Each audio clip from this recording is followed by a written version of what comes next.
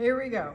Step one. So if you trace the inside of your circle is gonna be smaller. The outside, your circle is gonna be bigger. Don't think about this too much.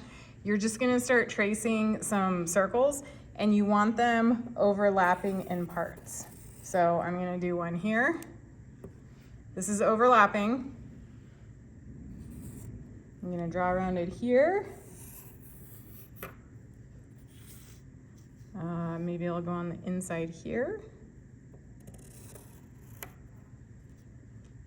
Maybe one overlapping here. You definitely want parts that are overlapping. So this overlaps and this overlaps. And then I'm gonna do right here. Okay, now I'm getting ready to do too many. I'm gonna do one more and then I'm gonna stop right here. And you notice that these are going off the page, that's fine. Okay, so that is your first step. You're just making circles. Don't think about it too much. If you're doing your sketchbook, I did like, I don't know, 1, 2, 3, 4, 5, 6, okay? Then what you're gonna do with your Sharpie, draw over the pencil line so that when we watercolor, that pencil line does not go away. So I'm just gonna go ahead and draw over all of these.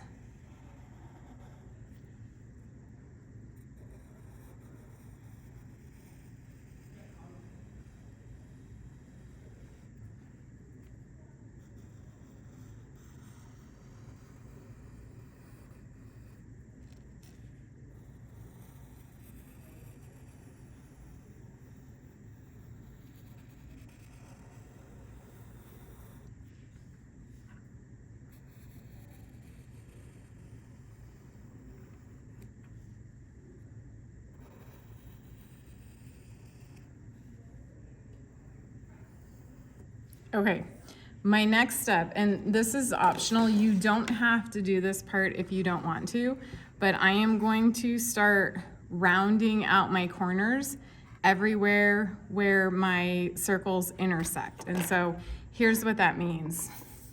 So if I go right here, my circles are crossing each other. So I make kind of like this little curved line here, and then I fill it in.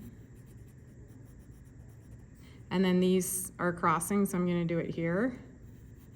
Fill it in. And then I'm gonna do the same thing here, a little curved line, like that.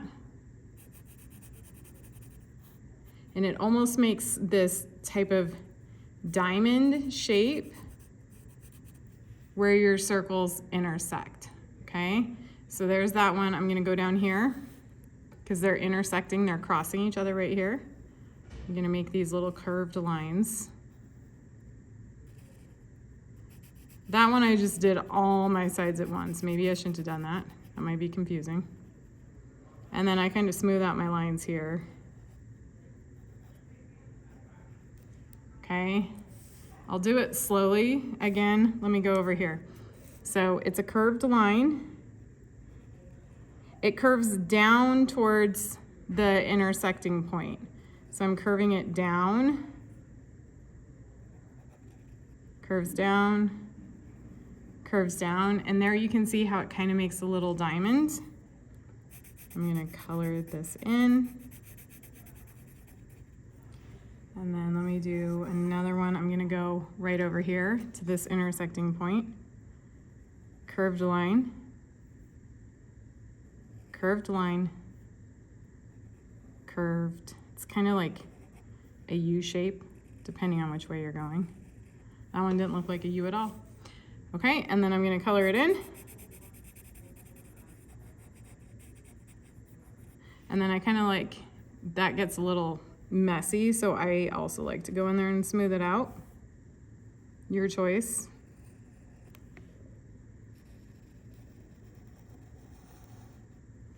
Okay, and I'm gonna do, let's do one more. Here, U, or curved line, however you want to think about it. So it looks like a diamond, not like a straight diamond, but a curvy diamond.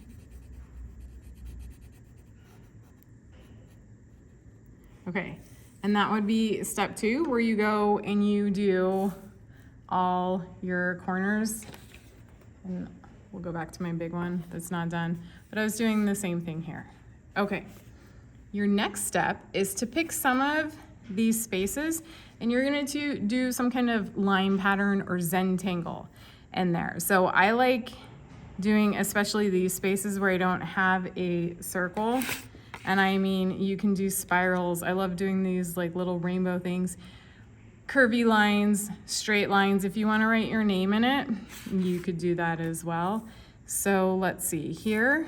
I'm just going to do some diagonal lines.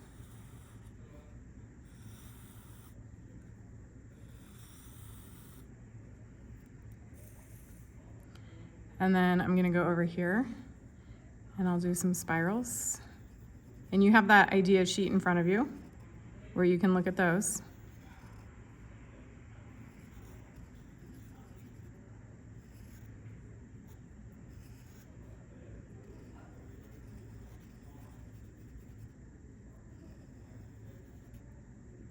And you don't have to fill up every empty area you created, like every little empty shape. You don't have to fill up every one.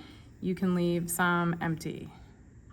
In fact, you probably should leave some empty so that the whole thing's not super duper busy.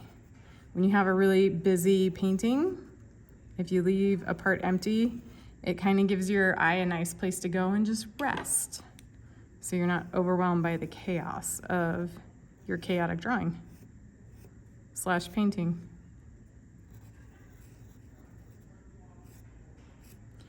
Okay, so now I would do more like I did here. So I left this one empty and then these empty, but I'm gonna move on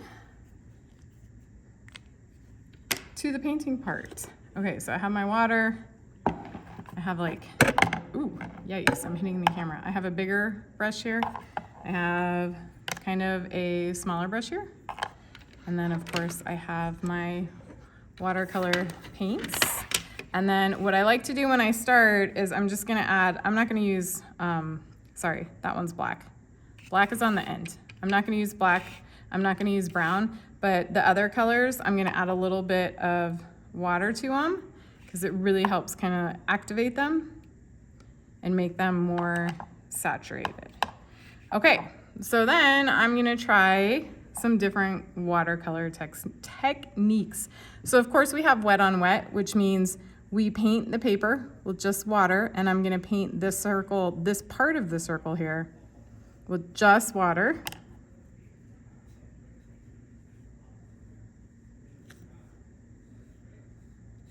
And I just realized this isn't watercolor paper I'm using, so it's not gonna look as nice as the ones I'm doing here. This is actual watercolor paper.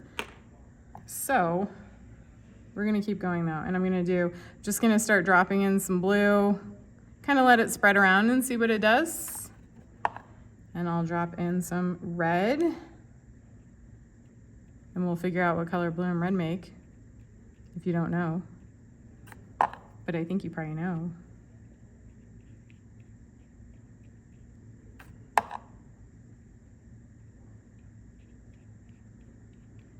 Okay, so that's the first technique I want you to try, wet on wet. And now for my salt to work, and it's probably not gonna work because it's not watercolor paper, but I did salt on this one just so you can see when you add your salt, you're gonna have this fun, like crystallized pattern.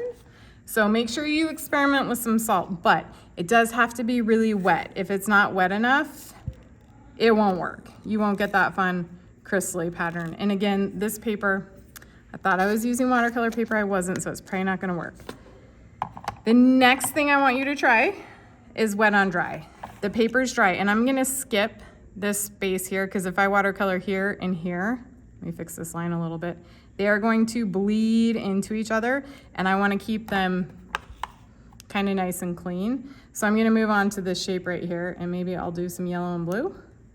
And I didn't add water first because I'm doing wet on dry. Wet paint on dry paper.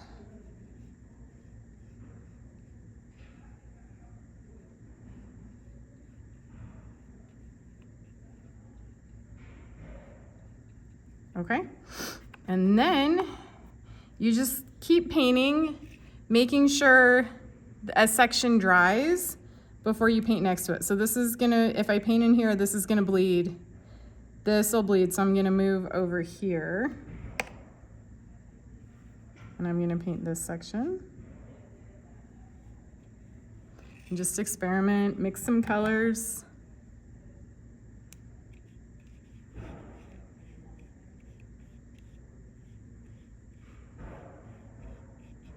And then you can get more detailed. If you need to use one of the dryers to dry it, you can. So let me show you what happens this one.